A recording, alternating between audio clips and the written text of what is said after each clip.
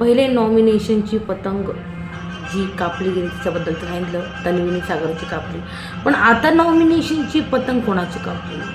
सोनालीने रोशन भजनकरची पतंग कापली आहे.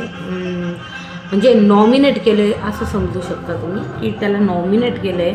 आणि सांगितलं का बाकीच्या कंटेस्टंटच्या तुलनेत रोशनचं कॉन्ट्रीब्युशन खूपच कमी आहे. आणि आपण बघितलं की बाजूलाच सागर आणि विशाल अग्री करत आहे. सागर म्हणतो येस रिझन इज व्हॅलिड की रोशनचं कॉन्ट्रीब्युशन खूप कमी आहे.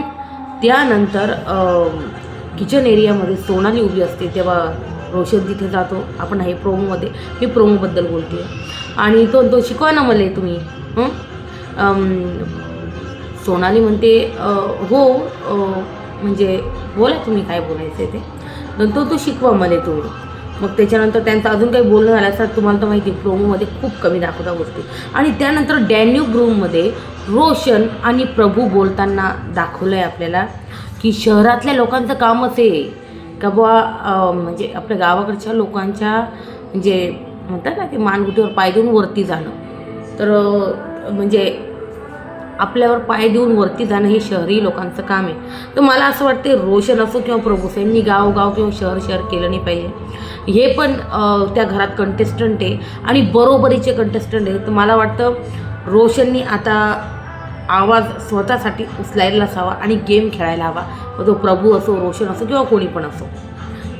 किंवा मी सचिन कुमावतजींबद्दल पण बोलेन की सचिन कुमावतजींना पण आता थोडंसं ना गेमकडे लक्ष द्यावं लागेल. काय वाटतं तुम्हाला? तसं मी तुम्हाला एक सांगू का, सचिन सर असो म्हणजे सचिन कुमावत सर असो त्यांना खानदेशचा फुल सपोर्ट राहील. त्याच्यामुळे यांना वोट्स खूप मिळतील. त्याच्यामुळे नॉमिनेशनचा नाही यांच्यावर इतका खास काही फरक नाही पडणार, वोट्स भरपूर येतील. किंवा मग रोशन असेल, रोशनला सगळे विदर्भातले लोक वोट्स करतील, जबरदस्त वोटिंग होईल.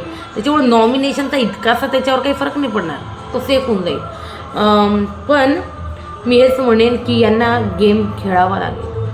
रोशन असो सचिन आम्हाला बघायचं आहे यांचा गेम. कारण हे जे ना खूप पॉप्युलर फेसेस आहे, हे रोशन विदर्भामध्ये असो, सचिन कुमावत खानदेशमध्ये असो.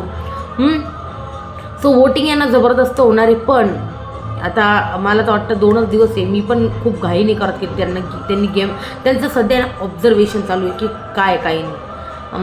मला वाटतं अजून ठीक आहे 2-4 दिवस थांबून अजून त्यांना गेम स्टार्ट केला ना तर अजून जास्त गेमला ना मजा येईल. मला वाटतं जेव्हा आहे ना भाऊंचा धक्का येईल ना तेव्हा यांना आहे ना सगळ्या गोष्टी क्लिअर होतील असं वाटते मला. भाऊंच्या धक्क्यामध्ये बहुतेक गोष्टी ज्या आहे ना क्लिअर होईल.